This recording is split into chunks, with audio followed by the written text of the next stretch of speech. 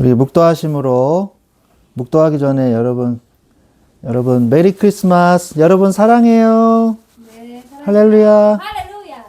여러분 좋아졌어요. 사랑합니다. 예산 참으로 내가 참 슬픈. 우리 묵도하심으로 하나님 앞에 우리 수요 예배 드리겠습니다.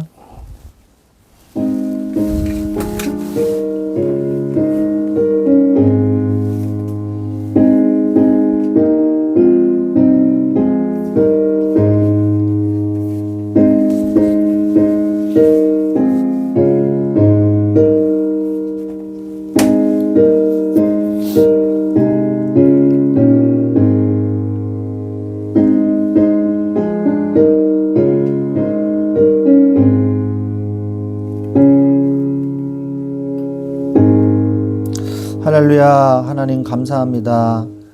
주님 앞에 이 그리스도의 이 날을 기념하여 또 하나님 앞에 예배 드릴 수 있게 해주심을 감사를 드립니다. 우리가 12월 달을 너무나 감사한 그리스도의 탄생과 그 은혜를 기억하며 하나님 앞에 예배의 열망을 가지고 온전히 영과 진리로 예배 드릴 수 있도록 축복하여 주시옵소서. 우리 주 예수 그리스도의 이름으로 기도드렸사옵나이다. 아멘. 찬송가 135장 찬양 드리겠습니다. 찬송가 135장입니다.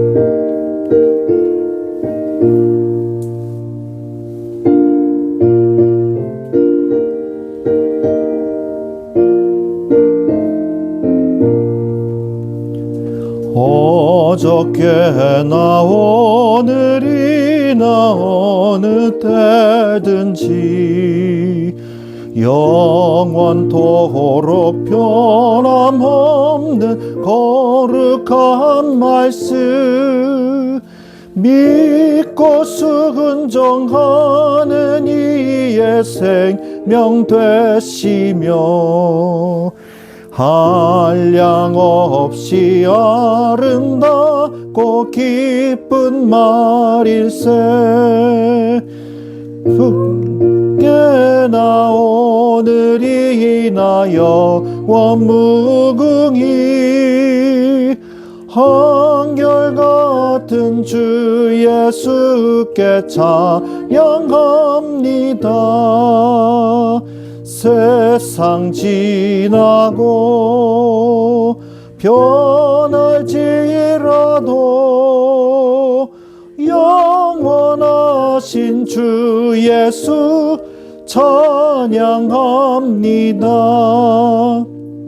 풍랑이는 바다 위로 걸어오시고 갈릴리의 험한 풍파 잔잔케 하고 겟세마네 동산에서 우리 위하여 눈물 짓고 기도하신 고난의 주님 어저께나 오늘이나 영원 무궁히 한결같은 주 예수께 찬양합니다. 세상 지나고 변할지라도 영원하신 주 예수 찬양합니다. 엠마오 베드로를 용서하시고 의심 많은 도마에게 확신 주시고 사랑하는 그의 제자 가슴에 안고 부드러운 사랑으로 품어주셨네. 어저께나 오늘이나 영원무궁히 한결같은 주 예수께 찬양합니다. 세상 지나고 변할지라도 영원하신 주 예수 찬양합니다. 엠마오로 행하시던 주님 오늘도 한결같이 우리 곁에 함께 계시고 우리들을 영접하러 다시 오실 때 변함없는 영광의 주 진입해 오리. 어저께나 오늘이나 영원무궁히 한결같은 주 예수께 찬양합니다. 세상 지나고 변할지라도 영원하신 주 예수 찬양합니다. 아멘. 우리 사도신경으로 신앙 고백 드리겠습니다. 나는 전능하신 아버지 하나님 천지의 창조주를 믿습니다.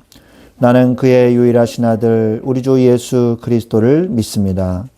그는 성령으로 잉태되어 동정녀 마리아에게서 나시고 본디오 빌라도에게 고난을 받아 십자가에 못 박혀 죽으시고 장사된 지 사흘 만에 죽은 자 가운데서 다시 살아나셨으며 하늘에 오르시어 전능하신 아버지 하나님 우편에 앉아 계시다가 거기로부터 살아있는 자와 죽은 자를 심판하러 오십니다. 나는 성령을 믿으며 거룩한 공교회와 성도의 교제와 죄를 용서받는 것과 몸의 부활과 영생을 믿습니다. 아멘. 제가 이어서 기도합니다. 하나님 아버지, 오늘 우리를 은혜의 자리로 불러 모아주셔서 감사를 드립니다. 하나님, 우리가 발버둥치는 인생이 아니라 그리스도 안에서 우리에게 주신 그 좋으신 하나님의 은혜를 누리는 시간이 되게 하여 주시옵소서. 하나님 아버지, 나를 부흥케 하여 주시옵소서. 히스기야 시대 때에 예배의 감격으로 말미암아 모든 백성들이 무교절을 일주일 더 지켰던 것처럼 그 근간이 바로 말씀을 가르쳤기 때문인 것처럼 말씀을 행하고 가르쳤기 때문인 것처럼 하나님, 우리가 날마다 주의 말씀 앞에 서게 하여 주옵시고 주의 말씀 안에서 확신을 가지며 주의 말씀 안에서 은혜를 입으며 주의 말씀 안에서 새 힘을 얻을 수 있도록 주여 역사하여 주시옵소서.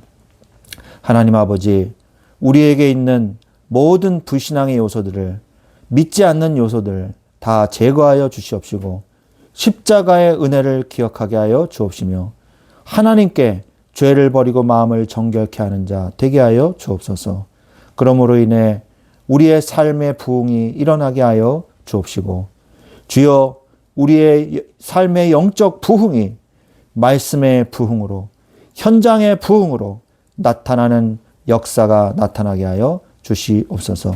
하나님, 이제 우리 말씀 충만한 교회가 중요한 하나님의 응답 속에 들어가게 되었습니다.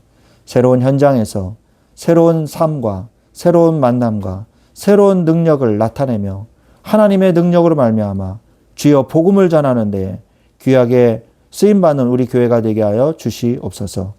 하나님의 크고 비밀한 일을 우리가 깨달아 알게 하시고 우둔한 우리의 머리로 인생을 계산하지 말게 하시고 하나님이 정해놓으신 하나님의 섭리의 계산을 따라 우리의 발걸음과 생각과 마음과 말이 주여 갈 수 있도록 주여 우리를 성령으로 역사하여 주시옵소서. 하나님 아버지, 이 시간에 우리가 연말을 맞이하여 2025년도를 돌아봅니다. 2025년도가 하나님의 은혜였음을 우리가 고백하고 감사를 드립니다. 하나님, 우리가 보기에는 막막한 홍해바다 앞 같으나 하나님은 길을 여셔서 그 막막한 홍해바다를 갈라서 걷게 하셨던 것처럼 하나님, 우리의 인생길 앞에 하나님의 능력이 이 시간에 나타나는 시간이 되게 하여 주시옵소서. 성령의 충만한 은혜를 주시고 육신으로 충만한 자가 아니라 영으로 충만한 자, 주여 우리의 말씀으로 충만한 자가, 우리 교회에 충만한 자가, 말씀으로 충만한 자가 되게 하여 주시옵소서. 하나님, 이 시간에 예배 시간입니다. 오직 주님께만 영광 돌려드리고 하나님의 말씀에 집중하며 은혜 받는 시간이 되게 하여 주시옵소서. 주님 홀로 영광을 받으시오며 우리 구주 예수 그리스도의 이름으로 감사하며 기도드렸사옵나이다. 아멘.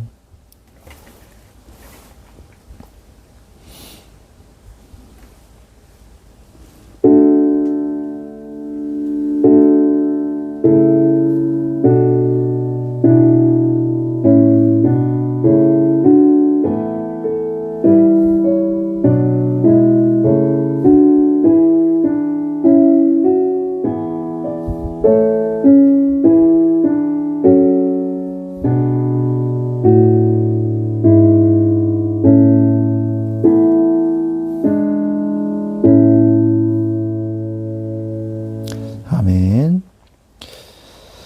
할렐루야. 우리 오늘 하나님께서 우리에게 주신 말씀은 에스라서 3장 3절 말씀입니다.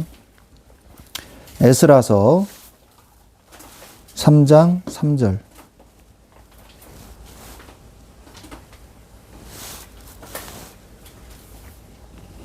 에스라서 3장 3절 말씀을 다 같이 한 목소리로 합독하시겠습니다. 에스라서 3장 3절입니다. 다 찬신 줄로 믿고, 네.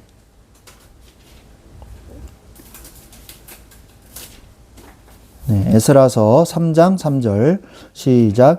무리가 모든 나라 백성을 두려워하여 제단을 그 터에 세우고 그 위에서 아침 저녁으로 여호와께 번제를 드리며. 아멘. 네, 제가 4절을 좀 더 읽으면 기록된 규례대로 초막절을 지켜 번제를 매일 정수대로 날마다 드리고. 네. 오늘 말씀의 제목은요,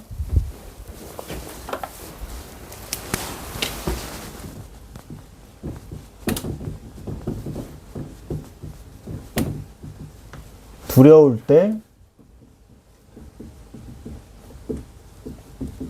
예배하라. 에스라서 3장 1절 말씀, 3장 3절, 4절 말씀 보도록 하겠습니다. 우리가 서론에서 어떤 말씀을 나눴습니까? 이번 주 주일 말씀이 뭐였냐? 나를 부흥케 하소서. 그래서 나의 부흥부터 먼저 이루세요.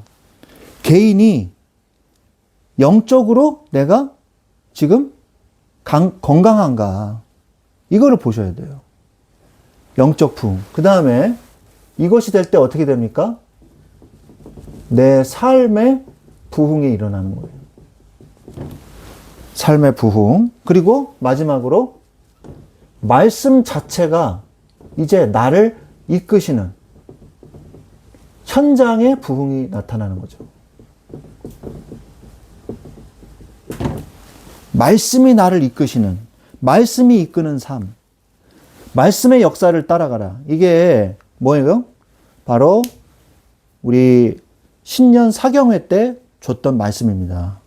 말씀의 역사를 따라가라. 그래서 분명히 우리가 뭐부터 시작해야 되냐? 첫 시작은 뭘부터 해야 돼요? 첫 시작은 뭐부터 해야 되겠습니까? 바로 하나님의 말씀에서 시작해서 말씀으로 끝나는 우리가 돼야 되는 것이죠. 그래서 우리가 오늘 이제 에스라서 말씀을 좀 살펴보려고 그러는데요. 에스라는 누구냐? 에스라에 대해서 혹시 들어본 적 있으세요? 에스라가 누구예요? 혹시 아세요? 네, 에스라는요, 학사입니다, 학사. 그러니까 학자예요, 학자. 쉽게 얘기하면. 이, professor죠, professor. scholarship, professor. 그죠? 근데 아주 똑똑한 사람이에요. 뭐에 대해서 똑똑한 사람이었을까요? 뭐긴 뭐겠어요. 율법에 대해서죠. 예. 그런데 에스라가 율법은 유대교에서만 통하는 거잖아요. 그런데 이 바사국, 페르시아에서도 인정을 받았다는 거예요. 인정받는 학자였어요. 이 사람이. 근데 에스라에서는 누가 등장할까요? 에스라가 등장하겠죠? 근데 에스라는 처음부터 등장하지 않아요. 에스라는 등장하지 않습니다. 제일 먼저 등장하는 사람이 스룹바벨이에요. 스룹바벨. 이 사람은 왕족입니다. 다윗의 후손이에요. 다윗의 후손입니다. 이 사람이 1차 바벨론 포로 귀환 지도자입니다. 그래서 이 사람이 와가지고 뭐부터 했을까요? 제일 중요한 거. 제단을 먼저 만들었어요. 제단을. 제일 급한 거예요. 제일 급한 거. 제단을 먼저 제단이 예배의 핵심 중에 핵심이거든요. 예전에는, 모세오경 시대 때는 성전에서 제일 핵심이 뭐였을까요? 제일 핵심이 뭐였을까요? 언약궤였죠. 그죠? 언약궤가 제일 성전에서 제일 핵심입니다. 그게 하나님의 임재하심. 그걸 나타내는 거잖아요. 그리고 지성소에 들어가면 잘못하면 죽잖아요. 그죠? 그래서 하지만 이제는 뭐냐? 제단이에요, 제단. 제단이 핵심입니다. 하나님 앞에 제단을 먼저 만든 거예요. 그래서 뭐 했냐? 그래야지 예배를 드릴 수 있잖아요. 제사.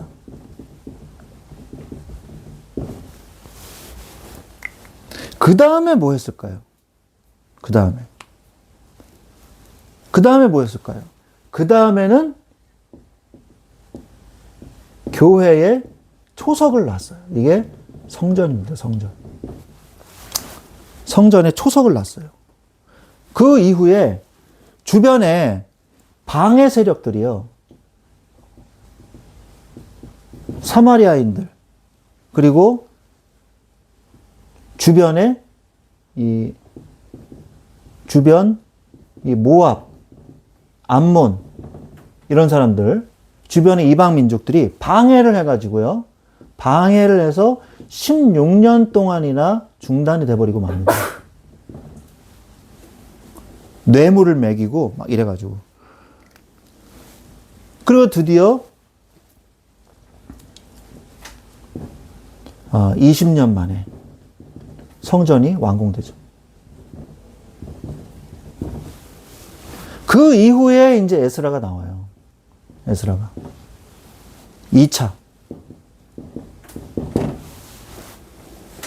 2차로 나오고 3차는 느헤미야. 그래서 3차례에 걸쳐서 포로가 귀환되는데 여러분 생각을 해보십시오. 여러 가지를 제가 지금 얘기를 해야 되는데요. 잘 생각을 해보세요. 여러분 정글의 법칙 저기 혹시 아세요? 정글의 법칙 봤죠? 그러면 김병만 씨가 가서 제일 먼저 뭐 하나요? 뭐부터 하죠? 잠자리 만들고. 그렇죠. 살집을 먼저 지어요. 쉘터를 먼저 짓는단 말이에요. 그게 정상이에요. 우리가 이 캠핑을 가면 제일 먼저 뭐 합니까? 텐트부터 치죠. 그죠? 그래야지 뭐 텐트를 쳐놔야 그 안에 짐도 옮기고, 그죠? 그 다음 세팅을 할 거 아니에요. 그런데 성경에는 그렇게 말씀을 안 하고 계신다는 거예요. 이들이 제일 먼저 한 건 뭐냐? 바로 제단부터 쌓았다는 거예요. 그리고 예배부터 드렸다는 거예요.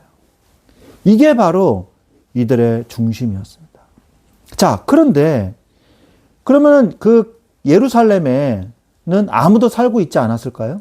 아니요, 살고 있었어요. 포로로 전부 다 잡혀간 게 아닙니다. 포로로 전부 다 잡혀간 게 아니에요. 그 천민들, 이스라엘 민족 중에서도 가난하고 천민들은 그냥 거기에서 농사나 지으라 그러면서 그 사람들을 안 잡아갔어요. 원래 그러면 사람들이 살고 있었단 말이에요. 근데 그 사람들이요, 제단을 수축하고 성전을 세울 생각을 안 하고 있었어요. 왜? 우리는 망했다, 우리나라는. 우리는 아무 힘도 없다. 패배의식과 좌절의식과 노예의식과 포로의식 속에서 그냥 우리는 망한 나라 백성들. 이러고 살고 있었단 말이에요. 그런데 포로로 잡혀간 사람들은요, 엘리트 계층들이었어요. 주로. 귀족들, 그죠? 왕족들, 그 다음에 제사장 계열들, 레위 계열들 사람들이 엘리트 계층이란 말이에요. 이 사람들이 많이 잡혀갔어요. 그런데 거기에서 1차 포로 귀환이 될 때는 언제, 몇 년 만에 온 거냐? 포로 귀환했잖아요. 유다 왕국이 망하고 70년 만에 돌아왔습니다. 70년 만에 돌아왔으면요, 거의 다 그 처음에 포로로 끌려갔을 때의 사람들은 많이 남아 있었을까요? 조금 남아 있었을까요? 70년이나 지났으니까. 거의 다 죽고 몇 명 안 남았을 거란 말이에요. 그죠? 그러면 포로 귀환했던 사람들은 어떤 사람들일까요? 이미 바사국에서 적응이 잘 된 사람들이에요. 예? 예. 태어난 사람들 또는 어렸을 때부터 갓난아기 때부터 자라온 사람들이에요. 그렇지 않겠습니까? 그렇잖아요. 옛날에는 그리고 오래 못 살았잖아요. 이 평균 수명이 적었잖아요. 그러니까 더더욱 그렇죠. 그러면 그 사람들이 예루살렘이 고향이라고 생각했을까요? 아니요. 생각 안 하죠. 그러면 어디가 더 편했겠어요? 어디가 더 편했겠습니까? 네. 페르시아가 더 훨씬 편한 거예요. 그리고 이 유대인들이요, 머리가 비상하고 이 민족성이 뛰어났기 때문에 성공한 사람들이 많았어요. 특히 이 포로에서 귀환했던 사람들. 포로라고 해서 맨날 뭐 노예처럼 산 게 아니에요. 어떻게 살았냐? 동일하게 자기 능력을 발휘할 수 있도록 동일하게 평등하게 국민들로 인정을 해줬단 말이에요. 그래서 굉장히 성공한 사람도 많습니다. 에스더는 왕비까지 됐잖아요. 그죠? 그래서 성경에도 나오지 않습니까? 그리고 술관원장이었어요. 느헤미야 같은 경우는 술관원장이었습니다. 술관원장 아시죠? 왕의 이 마시는 술을 직접 관장하는 사람이에요. 그러니까 믿을 만한 사람 아니면은 시키지 않습니다. 그리고 이 사람은 총독으로 왔어요, 느헤미야는. 그러니까 훨씬 더 페르시아가 훨씬 더 내 땅 같고 내 고향 같고 이미 성공했고 그 척박한 땅 예루살렘, 성벽도 없고 인프라도 전혀 없는, 그죠?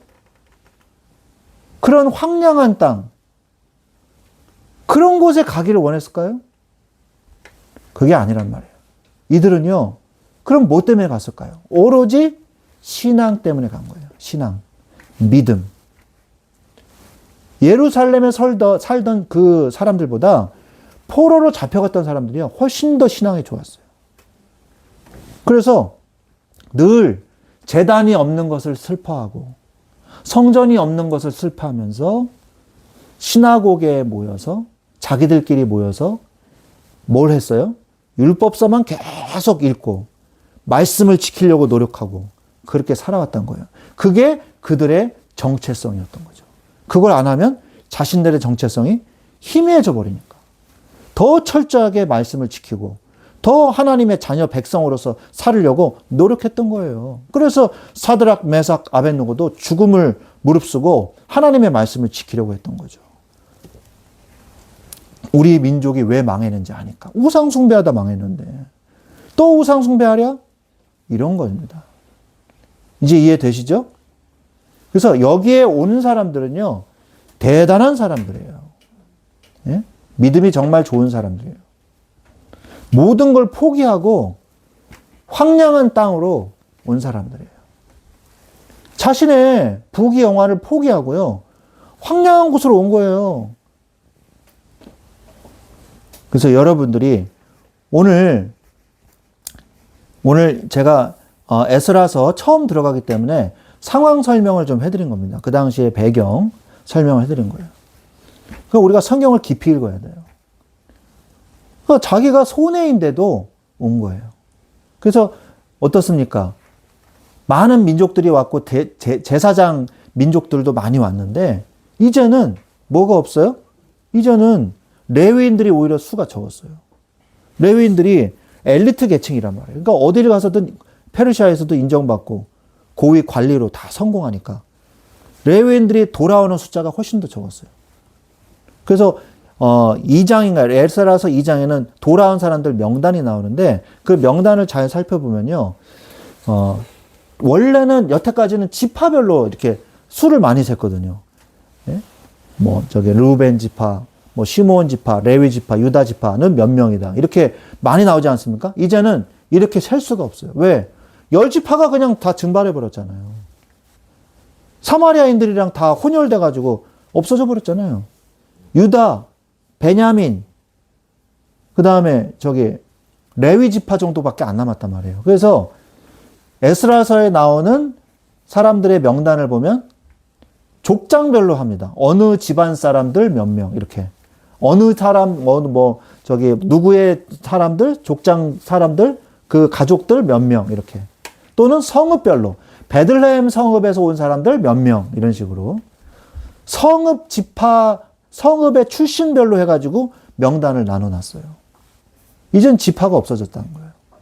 이제는 그리스도 안에서, 하나님 안에서 하나의 공동체가 되었다는 거죠. 그죠? 이젠 지파가 아니라. 자, 그래서 우리가 오늘 좀 이야기를 했는데요.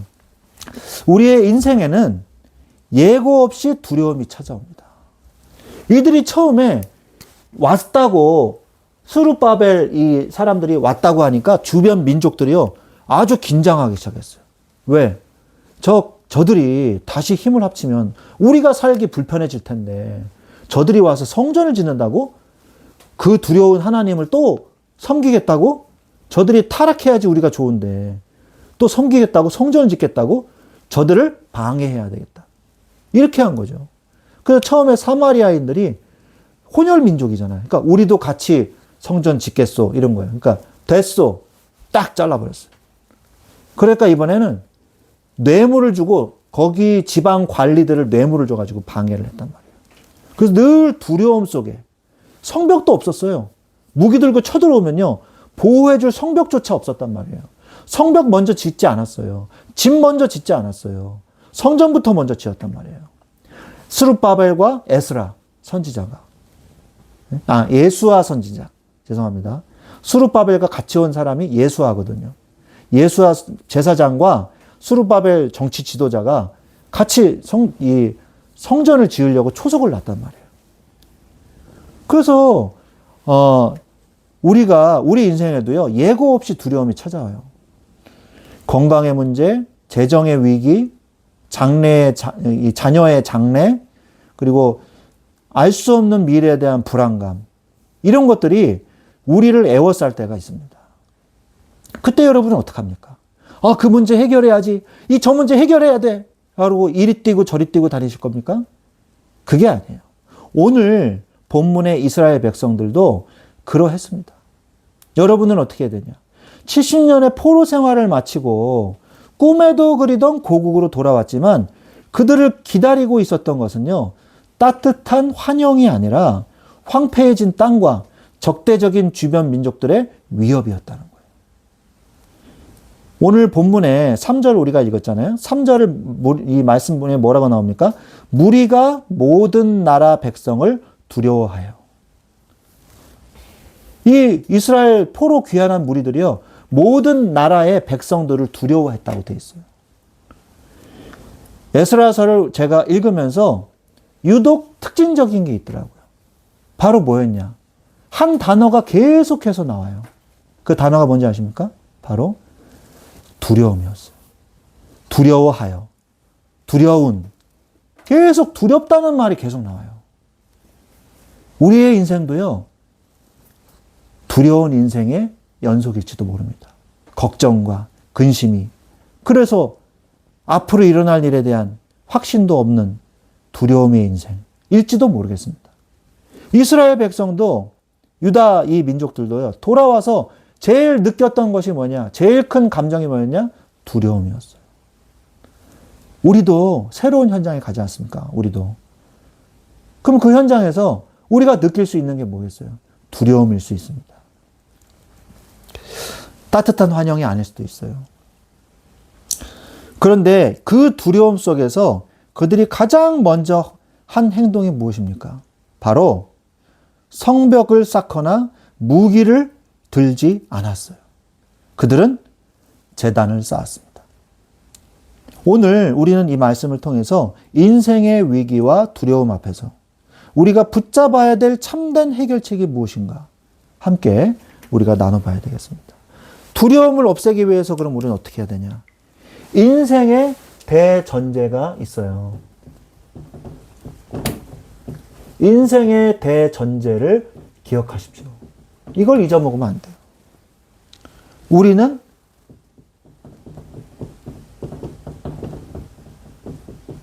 말씀 안에 있어요. 이걸 기억해야 돼요.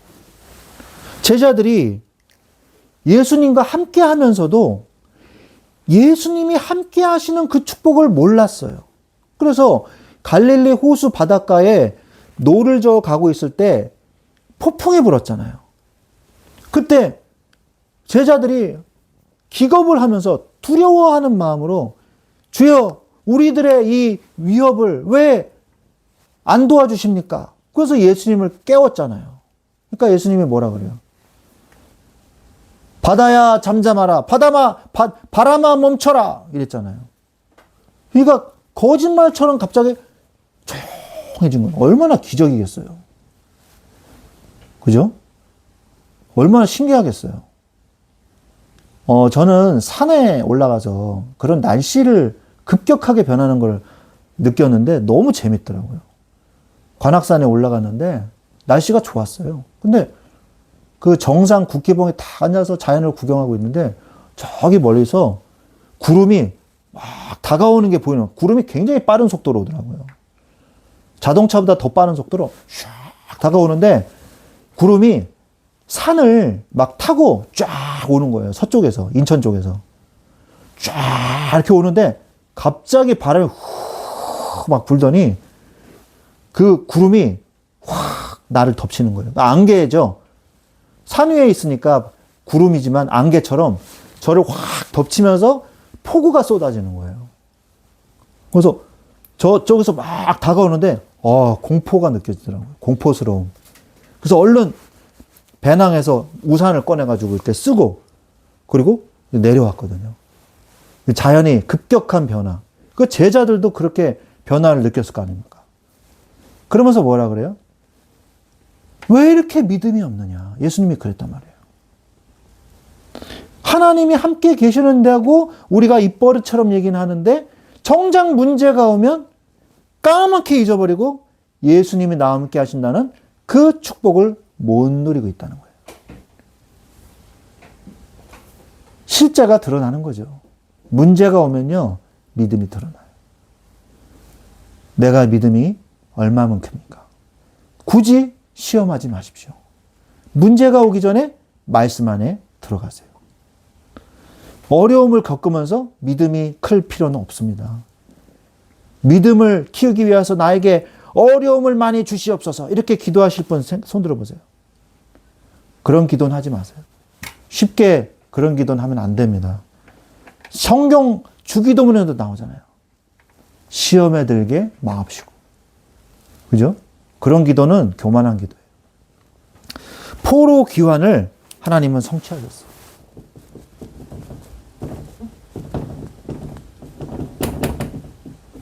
이 포로 귀환이요, 아주 극적이고 놀라운 기적의 역사였습니다.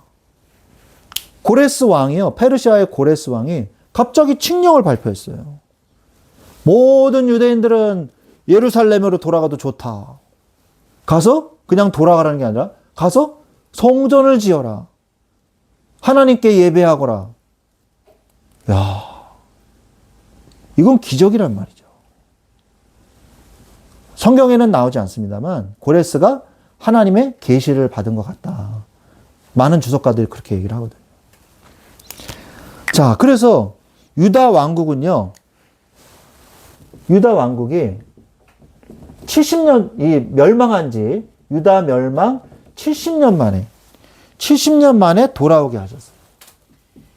예레미야서 29장 10절 말씀을 봅니다. 여호와께서 이와 같이 말씀하시니라. 바벨론에서 70년이 차면 내가 너희를 돌보고 나의 선한 말을 너희에게 성취하여 너희를 이곳으로 돌아오게 하리라. 이미 얘기하셨어요.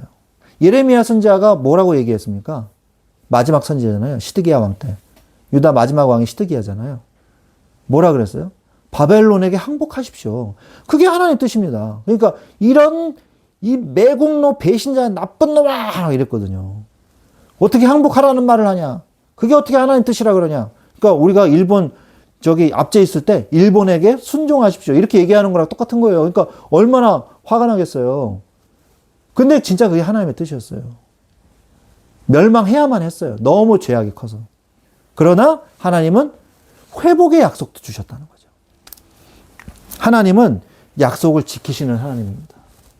민수기 23장 19절에 23장 19절에 말하지 않습니까? 발람 선지자가 하나님은 인생이 아니시니 시건치 않으시고 그 말씀 하시잖아요. 인생이 아니시니 후회가 없으시도다. 어찌 그 말씀하신 말을 행하지 않으시며 하신 말씀을 실행하지 않으시랴. 말씀하잖아요. 또한 우리를요, 아무리 우리에게 징벌을 하셔도, 징계하셔도 우리를 아주 싫어버리지 않으십니다.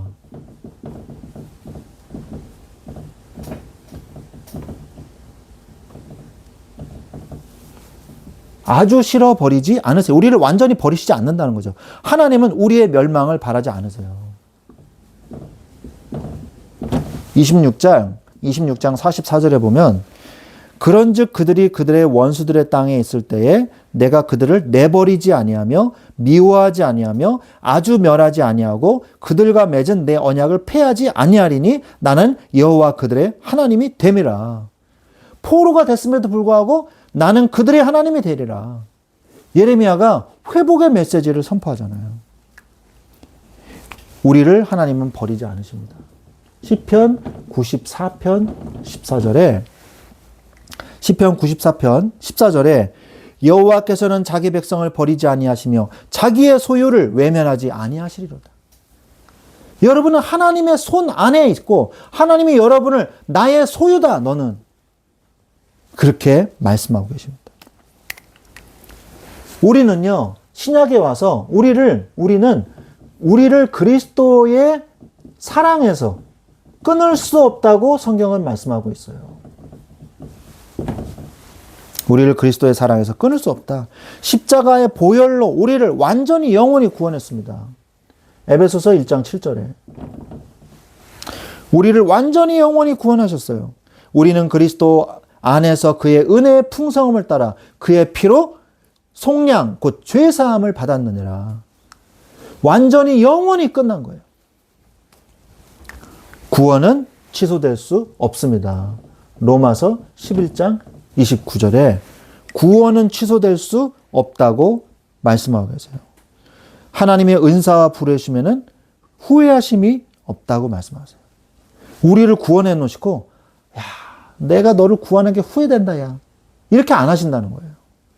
끝까지 우리를 인도하세요. 로마서 8장 38절 39절에 우리를 그리스도의 사랑에서 끊을 수 없다고 말씀하시죠. 그래서 하나님은요, 이 구원을요, 끝까지 완성하십니다. 완성하세요. 인생에, 우리의 하나님의 자녀에게는, 우리 하나님의 자녀의 인생은요,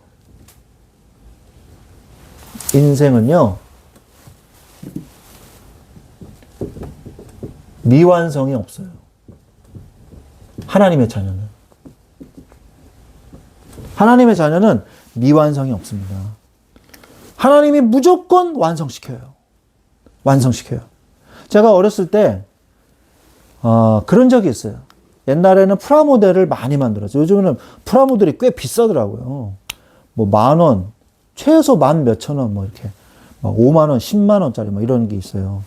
저는 어렸을 때 프라모델을 정말 많이 했어요. 돈만 생기면 문방구 뛰어가가지고 뭐 1,000원, 2,000원짜리 이래가지고 뭐 전쟁 탱크, 지금도 생각나요. 이스라엘 메르카바 탱크를 조립해가지고 건전지 2개 넣으면 스위치 이렇게 하면 앞으로 가고 뒤로 가고, 그걸 이제 프라모델 조립해가지고 놀고 막 그랬던 기억이 많이 나거든요. 그런데 한 번은요, 설날 이때 용돈 주잖아요. 용돈 줄 때 그때 제일 큰 돈이 5,000원이었어요. 보통 1,000원짜리 주시고 5,000원짜리를 주실 때가 있어요. 그러면요, 그 5,000원짜리 들고 와서 바로 문방구 가지고 프라모델을 샀는데 좀 비싼 걸 샀어요. 어려운 걸 샀어요. 그래가지고 가지고 와가지고 그 설계도 보고 계속 맞추는데 본드도 발라가지고 맞추는 비싼 거였어요. 보통 본드가 아닙니다. 그냥 이렇게 꽉 누르면 껴지는 그런 건데, 싼 거는. 그건 좀 비싼 거였어요. 그래가지고 이제 막 건담 막 이런 거 맞추고 하는데 어려워가지고 못한 거예요. 그래가지고 조립을 하다 그냥 상자 덮고서 넣어놨어요. 못해가지고. 어떻게 하는지 도저히 모르겠어. 그때는 뭐 인터넷이 있어요. 뭐가 있어요. 예? 누구한테 물어보지도 못하고. 나중에 친구랑 해야지. 그리고 그냥 미완성으로 그냥 남겨놓은 거예요. 그러다가 몇 년이 지나고 나중에 버리게 되고. 아깝잖아요. 그죠? 그런데 하나님은요, 우리를 조립을 하시다가 그만두시지 않는다는 거예요. 하나님은요, 우리를 포기하지 않으세요. 우리를 당당하게 완성시켜서 진열장에 딱 자랑스럽게 놓으신다는 거예요. 멋있지? 이러면서. 우리는 분명히 하나님이 완성하십니다. 끝까지 구원을 완성하세요. 그래서 우리를 예수 그리스도의 보혈로 우리를 완성시키십니다. 예수 그리스도의 보혈로 우리를 구분 없이 완성하신다는 거예요. 그래서 각 나라와 족속을 예수 그리스도의 피로 사셨어요. 사셨다고 돼 있어요. 요한계시록 5장 9절. 요한계시록 5장 9절에 그들이 새 노래를 불러 이르되 두루마리를 가지시고 그 인봉을 떼기에 합당하시도다. 일찍이 죽임을 당하사 각 족속과 방언과 백성과 나라 가운데서 사람들을 피로 사서 하나님께 드리시고. 인봉을 떼시는 분이 누구예요? 예수 그리스도. 그분이 피로 우리를 사셨다고 말씀하고 계시죠. 또한 차별 없이 구원을 하세요. 차별 없이. 하나님의 구원은요, 차별이 없습니다. 로마서 10장 12절. 또한 은혜로 구원받아요. 하나님의 은혜. 에베소서 2장 8절로 9절. 그리고 이 구원은요, 언제부터 작정되었냐? 창세 전부터 작정되었어요.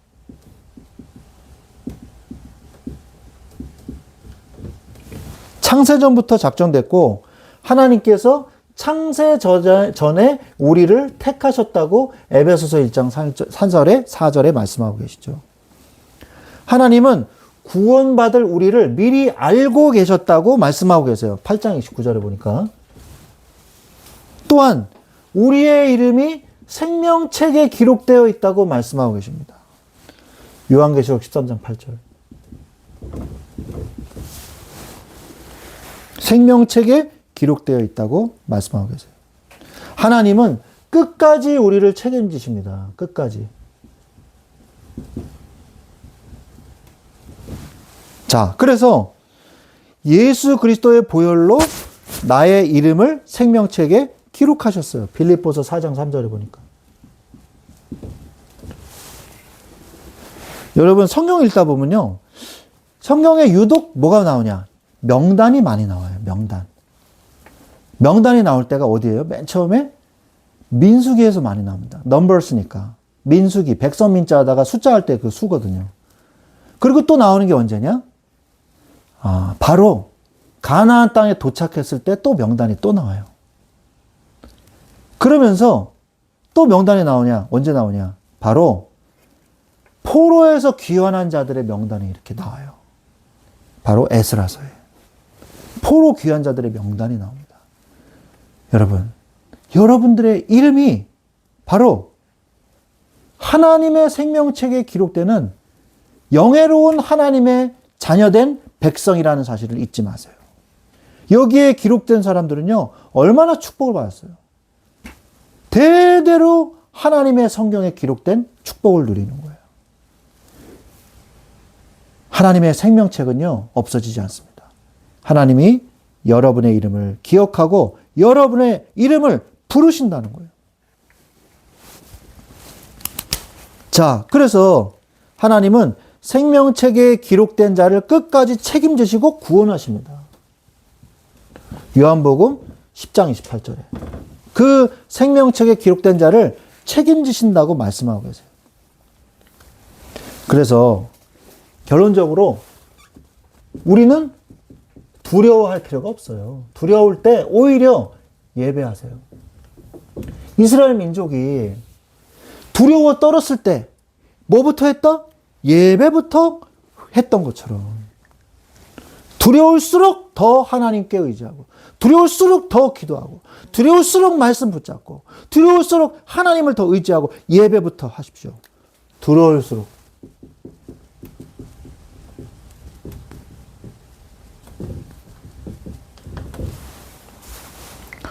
첫째로 제단부터 만들었어요. 오늘 제가 서론에서 말했던 것처럼. 시편 56편 3절에 보니까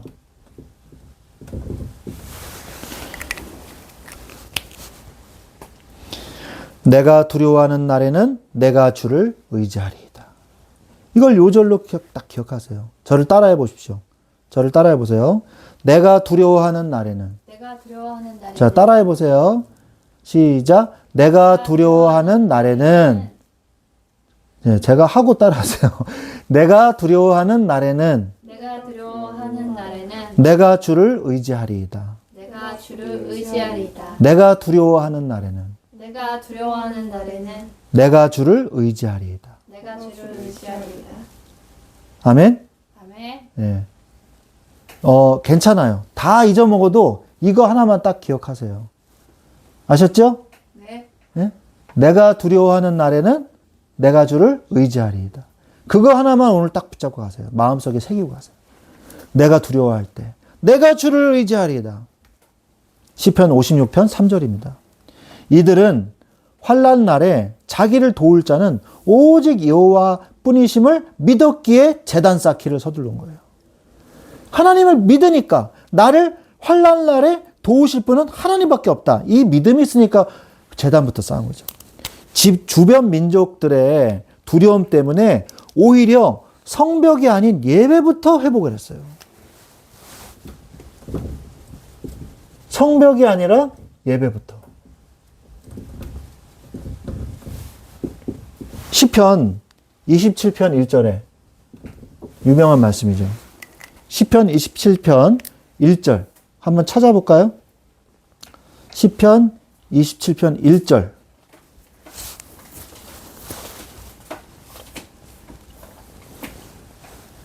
네. 시편 27편 1절.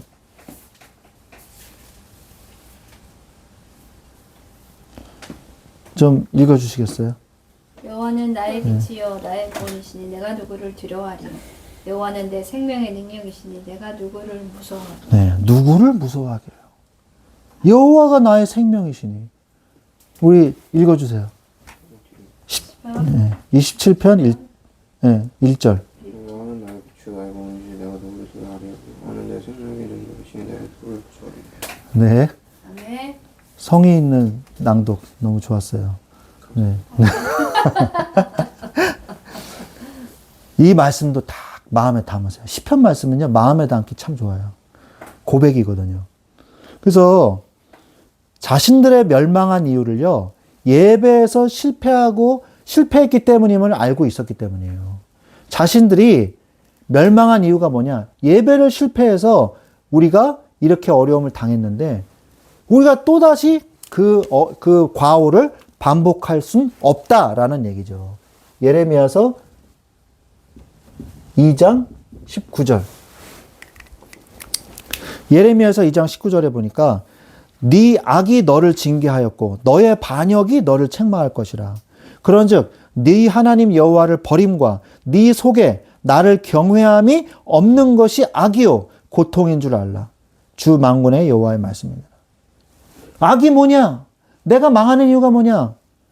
하나님을 경외하지 않는 것이 곧 나에게 악으로 적용되어지는 거예요.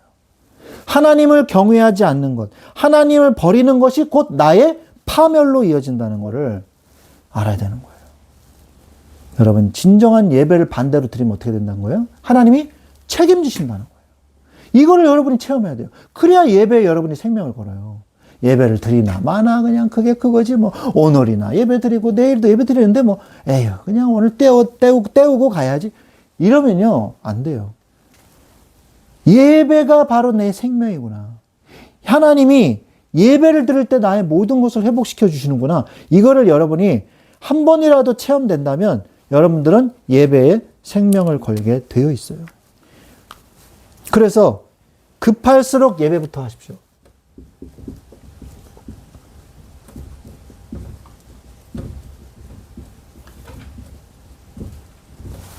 급할수록 예배부터 하십시오. 먼저 하나님 앞에 서는 예배를 회복하세요. 하나님 앞에 서는 예배. 또한 신앙을 지키는 삶을 사세요. 예배를 드리고 신앙을 지키는 그 다음에 삶을 사세요. 이게 주일 메시지잖아요. 나의 부흥, 삶의 부흥. 그죠? 로마서 12장 1절에 너희는 이 세대를 본받지 말고 오직 하나님의 선하시고 기뻐하시고 온전하신 뜻이 무엇인지 분별하도록 하라 말씀하시잖아요.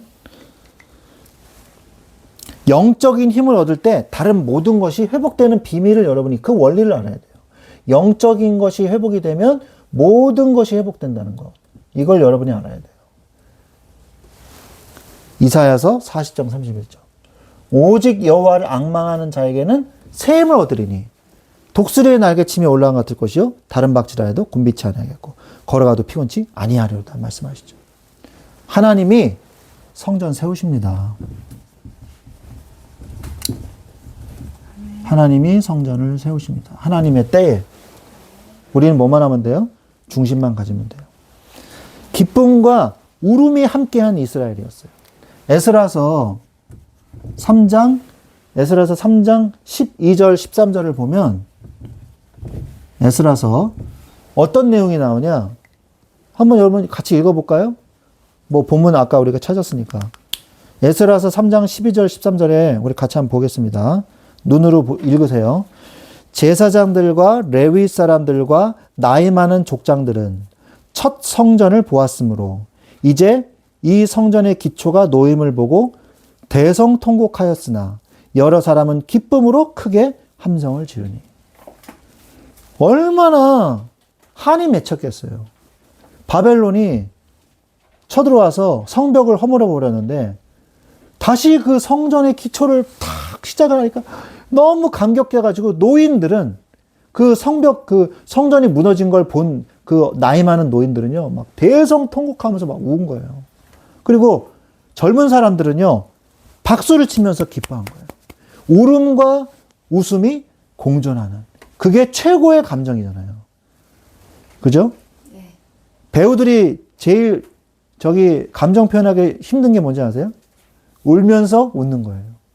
또는 웃으면서 우는 거예요. 해보세요. 울면서 웃어보세요. 네. 이상하잖아요. 진정한 기쁨은요, 울음에서 나오잖아요. 그러니까 노인들이 막 울고 젊은 사람들은 박수 치면서. 그게 뭡니까? 옛 솔로몬 성전의 영광을 기억하는 노인들의 회환 섞인 통곡과 그리고 새로운 시작을 알리는 젊은이들의 함성이 어우러진 거예요. 이는 회개와 감사가 공존하는 참된 예배의 모습을 보여주는 거예요. 회개와 감사가 있었던 거죠. 여러분이 예배를 드리면서 뭐가 있어야 되냐? 회개와 감사. 이게 있어야 된다는 거예요. 자, 예배의 기쁨과 감격을 회복하십시오.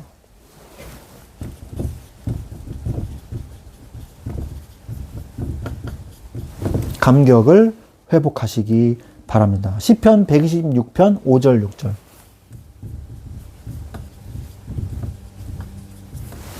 시편 126편 5절 6절. 눈물을 흘리며 씨를 뿌리는 자는 기쁨으로 거두리로다. 울며 씨를 뿌리러 나가는 자는 반드시 기쁨으로 그 곡식단을 가지고 돌아오리로다. 눈물을 뿌리며 씨를 뿌리십시오. 기도의 씨를 뿌리세요. 하나님은 기쁨으로 그 사람이 추수를 하게 될 것이라고 말씀하고 계십니다. 자, 오늘 그렇다면 나의 예배는 어떻게 해야 될까요? 오늘 나의 예배.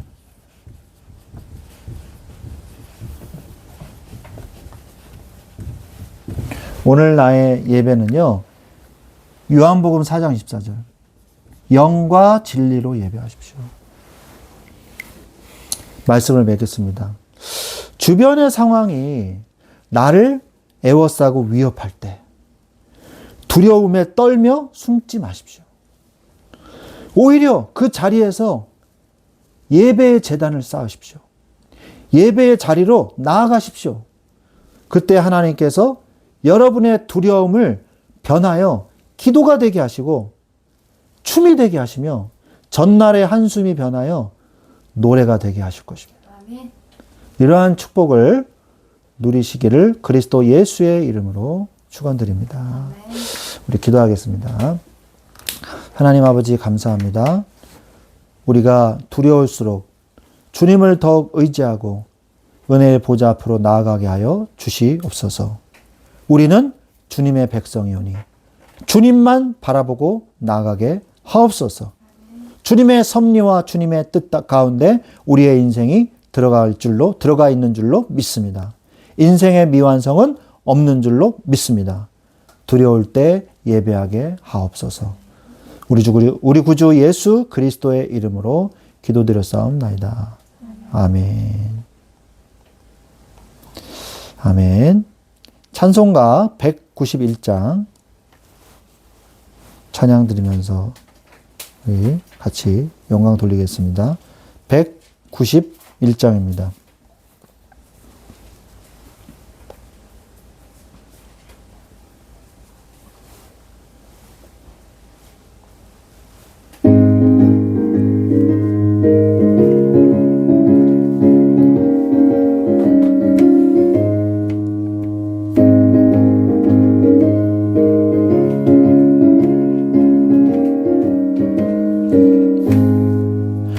내가 매일 기쁘게 순례의 길 행함은 주의 팔이 나를 안보함이요 내가 주의 큰 복을 받는 참된 비결은 주의 영이 함께함이라 성령이 계시네 할렐루야 함께하시네 누길 길을 걸으며 밤낮 기뻐하는 것 주의 영이 함께함이라 전에 죄에 빠져서 평안함이 없을 때 예수 십자가의 공로 힘입어 그 발 아래 엎드려 참된 평화 얻음은 주의 영이 함께함이라.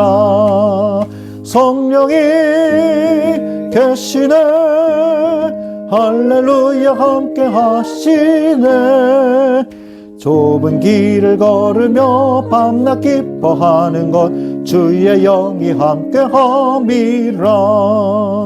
저여 동행하시고 모든 염려하시니 나는 숲의 새와 같이 기쁘다. 내가 기쁜 마음으로 주의 뜻을 행함은 주의 영이 함께함이라. 성령이 계시네 할렐루야 함께하시네. 좁은 길을 걸으며 밤낮 기뻐하는 것 주의 영이 함께함이라. 세상 모든 욕망과 나의 모든 정욕은 십자가에 이미 못을 박았네. 어두운 밤이 지나고 무거운 짐 벗으니 주의 영이 함께함이라.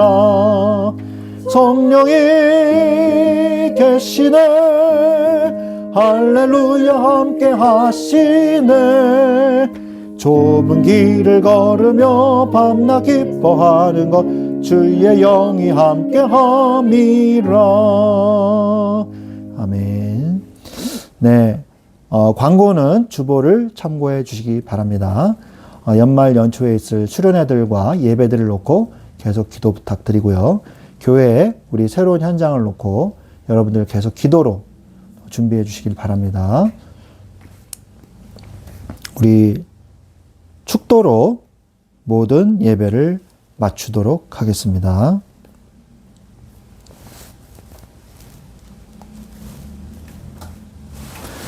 지금은 우리 주 예수 그리스도의 은혜와 하나님 아버지의 지극하신 사랑하심과 성령님의 내주 인도 교통 역사하심이 이제 두려울 때 오히려 예배를 회복하는 자, 하나님을 바라보는 자의 응답을 받기를 원하는 우리 사랑하는 말씀 충만한 교회의 모든 지체들 위해 지금부터 영원토록 항상 함께 계실지어다.